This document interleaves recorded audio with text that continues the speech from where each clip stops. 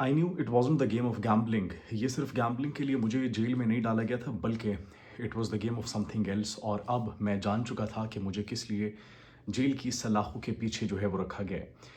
नाज़रीन, रात के इस पहर ये वीडियो आप तक जब पहुंच रही होगी तो आप सबको मालूम हो चुका होगा कि सादुर रहमान उर्फ डकी भाई, जिनको ज़मानत मिली और उसके बाद उनकी एक वीडियो आती है और वीडियो के अंदर वो अपना तमाम तर किस्सा बयान करते हैं। अब सवालात कुछ जन्म लेते हैं, कुछ सवालात के साथ साथ नाज़रीन अब आगे मुस्तक़बिल में क्या होगा उस हवाले से भी बात करेंगे। लेकिन सबसे पहले तो मुआशरे की इस्लाह के लिए और मुआशरे की इस्लाह के साथ साथ इस सिस्टम में, जिस सिस्टम में हम रह रहे हैं, क्या हर शख्स डकी भाई की तरह आवाज़ उठा सकता है?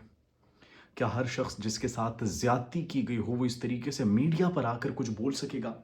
लाखों की तादाद में ऐसे केसेस होंगे, लाखों की तादाद में ऐसे लोग होंगे जो कि आए रोज़ इसी तरह केसेस में उठा लिए जाते हैं, जो कि आए रोज़ इसी तरीके से किसी न किसी एफआईआर उन पर दर्ज कर दी जाती है, उन पर एफआईआर दर्ज कर दी जाती है और उनको मालूम भी नहीं होगा कि उन पर एफआईआर क्यों दर्ज की गई है। तो डकी भाई उर्फ सादुर रहमान ये हमारे लिए क्लियर एग्जाम्पल है। हम अब मतलब किस दौर पर, किस नाजुक मोड़ पर आ चुके हैं कि हमारे सिस्टम के अंदर बेईमानी, हमारे सिस्टम के अंदर करप्शन इतनी ज़्यादा इन्फिल्ट्रेट कर चुकी है कि अब उससे कोई शख्स महफूज नहीं है। न उससे आम आदमी महफूज है, न उससे बड़ा इन्फ्लुएंसर महफूज है, न उससे यूट्यूबर महफूज है, उससे कोई शख्स महफूज नहीं है। उस करप्शन की वजह से और इदारों के अंदर हमारे, चूँकि हमारे इदारे हैं, हम अपने तमाम तर इदारों की तो जो है वो इज़्ज़त भी करते हैं, लेकिन साथ ही साथ सवाल उठाने का हक़ भी हमें है। अब सवाल उठाने का हक़ जब हमें है, तो फिर हमें ये बताया जाए, ये बताया जाए कि आखिर डकी भाई के साथ ये जो सलूक किया गया, उनके साथ ये जो इतनी ज़्यादती की गई, जबकि उन्होंने तमाम तर information as per the video, जो कि उन्होंने कहा कि मेरे साथ ये सलूक किया गया, हालाँकि मैंने पहले 23 मिनट में वो तमाम तर इन्फॉर्मेशन उनको दे दी थी, जो कि चाहिए थी, लेकिन 23 दिनों का रिमांड लिया गया और फिर उस दौरान उनकी फैमिली को हिरासा किया गया, मेंटल टॉर्चर दिया गया, अज़ियत दी गई।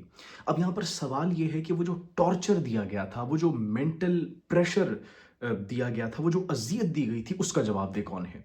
वो जिस कैफ़ियत से उनकी फ़ैमिली गुज़री, आपको उनके कंटेंट से इख्तिलाफ़ात हो सकते हैं, आपको उनके रवैये से इख्तिलाफ़ात हो सकते हैं, आपको उनकी यूट्यूब के ऊपर प्रेज़ेंस से इख्तिलाफ़ात हो सकते हैं, आपको उनकी पोस्ट से इख्तिलाफ़ात हो सकते हैं, आपको उनकी सोच से इख्तिलाफ़ात हो सकते हैं, लेकिन ये रवैया जो उनके साथ किया गया ये नामुनासिब था, इंतहाई नामुनासिब रवैया था। अब क्या कार्रवाई की जाएगी?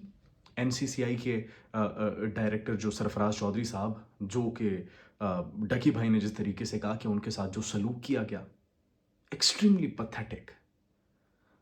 हमारे पास तो अभी अल्फाज नहीं है, टू बी वेरी ऑनेस्ट। जो उनके साथ सलूक किया गया, ये एक गैर इंसानी सलूक, हम कहेंगे इंसानों के साथ तो ऐसा सलूक नहीं किया जाता, इस तरीके से बर्ताव नहीं किया जाता। और आपके पास लास्ट ऑप्शन क्या है? लास्ट ऑप्शन एक इंसान के पास क्या होता है? अगर आप अगले बंदे से अपनी बात मनवाना चाहते हो, अगर आप अगले बंदे को प्रेशराइज करना चाहते हो, तो what last option do you have? आपके पास आखिरी ऑप्शन ये है कि आप उसके खिलाफ जो है वो मैदान में उतर जाओ, आप फोर्स इस्तेमाल करो, पावर इस्तेमाल करो, आप उससे जंग करो, आप उससे लड़ाई करो। तो आपको उसके कंटेंट से इख्तिलाफ था, आपको उसकी गैम्बलिंग ऐप्स से इख्तिलाफ था। अब गैम्बलिंग की कितनी ऐप्स है जो कि पाकिस्तान में जो है इस वक्त चल रही हैं? कितनी ऐप्स हैं? मैं उस लीग का अगर नाम लूँ, हमारी यहाँ पर एक बहुत, पाकिस्तान की एक बड़ी फेमस लीग है, उस लीग की कमर्शियल्स में किस चीज़ को प्रमोट किया जाता है? सोशल मीडिया पर आप देख लें, हम जब लाइव देख रहे होते हैं, स्ट्रीम देख रहे होते हैं, उस लाइव स्ट्रीम के दौरान किस किस चीज़ की प्रमोशंस आ रही होती हैं, उनको कौन रोकेगा? लेकिन नहीं, इनके ऊपर जो मुकदमा था वो सिर्फ गैम्बलिंग का नहीं था, बल्कि कहानी कुछ और थी।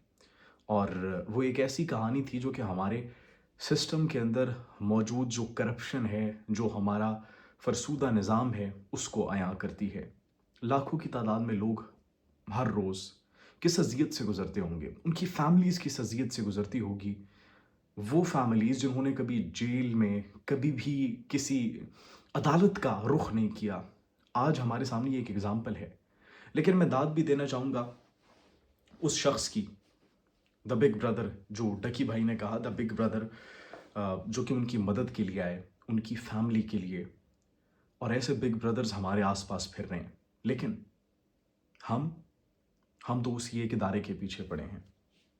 انفارچونیٹلی ہمیں اس ایک ادارے سے مسئلہ ہے، ہمیں اس ایک ادارے کے کام سے مسئلہ ہے. ہماری سیاست ہی نہیں چلتی اس ایک ادارے کے بغیر، ہماری کوئی سٹیٹمنٹ ہی نہیں کمپلیٹ ہوتی اس ایک ادارے پر تنقید کیے بغیر، اس ایک ادارے پر بات کیے بغیر.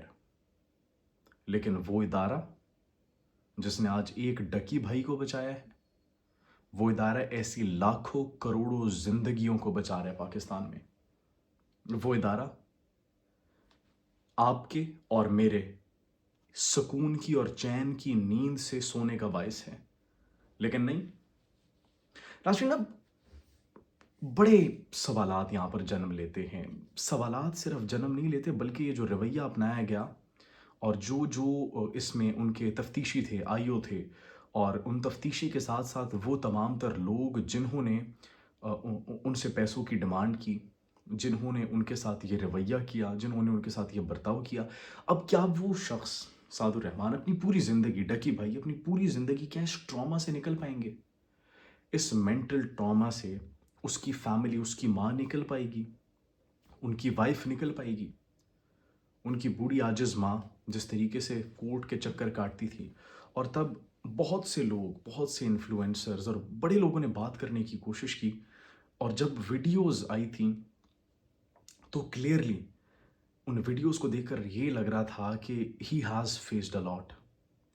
ایک شخص کو آپ نے اتنا مجبور کر دیا، ایک شخص کو آپ نے اتنا ٹارچر کر دیا، اتنا ٹارچر کر دیا کہ اس کی آنکھوں میں آنسو ہیں. وہ رو رو کر اپنی روداد کو بیان کر رہا ہے، اس کی آنکھوں میں آنسو ہے. مطلب اتنا اس کو آپ اس کی پیشنس کو دیکھیں کہ کتنا ٹیسٹ کیا گیا ہوگا کہ وہ ویڈیو بناتے ہوئے ایک شخص وہ رو رہا ہے. جہاں تک بات اس کے اوپر کیسز کی ہے تو بالکل ان تمام تر کیسز کے اوپر قانونی کارروائی ہونی چاہیے، پروسیڈنگز ہونی چاہیے. لیکن یہ اداروں کے اندر جس طریقے سے سلوک کیا گیا، جن افراد نے پیسے لیے، جن افراد نے رشوت لی، اور اتنا جس طریقے سے غلط بیانی کی، اب ان کو نشان عبرت بنایا جائے گا یا پھر نہیں، یہ سوال ہے. اب دیکھنا یہ ہے کہ کیا ان کے خلاف کوئی کارروائی کی جاتی ہے یا پھر نہیں کی جاتی. جس طریقے سے اس کو گھسیٹا گیا، جس طریقے سے اس کو مارا گیا، جس طریقے سے اس کو ٹارچر کیا گیا، پریشرائز کیا گیا، اس سے پیسے بٹورے گئے، اور وہ 3,26,000 USDT جن کی وہ بات کر رہے تھے، اور وہ جتنا ان کو لاس ہوا اور یہ جتنا ان کے ٹائم کا لاس ہوا، اب اس کا ازالہ کون دے گا؟ تو یہ پاکستان میں نظام انصاف پر بھی اب ایک بہت بڑی رسپانسبلٹی عائد ہوتی ہے کہ وہ لوگ جو کہ اداروں کی ساکھ کو برباد کر رہے ہیں، ان کو نشان عبرت بنایا جائے. مکمل تفتیش ہونی چاہیے، لیکن تفتیش کے بعد ان لوگوں کو جو اس میں ملوث تھے، جس طریقے سے نام لیے گئے، تو ان لوگوں کو اگر نشان عبرت بنایا گیا تب ہی ایک ایگزامپل سیٹ ہوگی، ورنہ یہ نظام ٹھیک ہونے والا نہیں ہے. مجھے جواد یوسف کو اجازت دیجیے، اپنا خیال رکھیے، اللہ نگہبان.